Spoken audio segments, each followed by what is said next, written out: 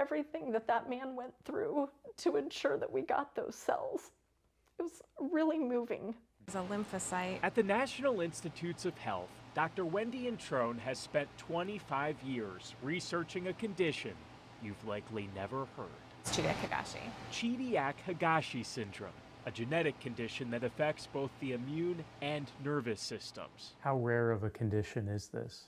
It's very rare. It's less than 1 in a million. There's been about 500 cases ever reported. And the chance that 2 of those cases would be 10 miles away here in Falls Church, Virginia? Yeah, pretty small.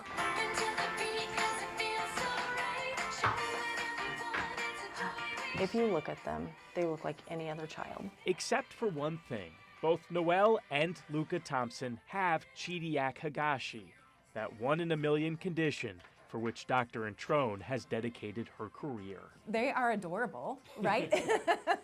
I mean, that's I think the first thing you notice about them. My first reaction is I want to do whatever I can to try to help them. There's finding out that one child has it and thinking about how the trajectory of her life has changed and our life as a family. But then 2 weeks later to find out that both of your children have a life-threatening, debilitating condition is hard for any parent to wrestle with. Kaya and Justin are the siblings' parents. Because of Dr. Introne's research, their kids have a chance. While there's currently no cure, a bone marrow transplant for each would extend both of their lives. Luca got one late last year from a donor in Spain. And just thinking about everything that that man went through to ensure that we got those cells, it was really moving and heartwarming. Really meaningful that someone did that for someone that they didn't even know. The siblings are currently being treated at Children's National. Now they need a transplant for Noelle.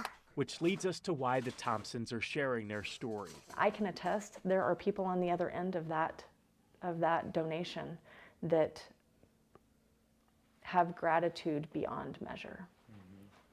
And there's a little 2-year-old boy who is thriving right now because somebody said yes to him. A donor said yes, a doctor said yes, and thousands of supporters, many strangers, through an online fundraiser, said yes. So I think the biggest thing is you're not alone, even though sometimes it feels like you're in a very lonely place. Because even when a disease is rare, community is not. Okay, Luca. Wow, that's pretty powerful from the mom's point of view.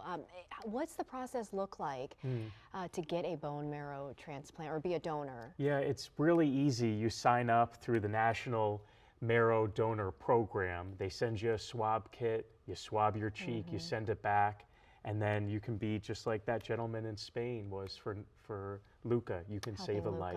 Yeah. All right, Sean, thank you. We're always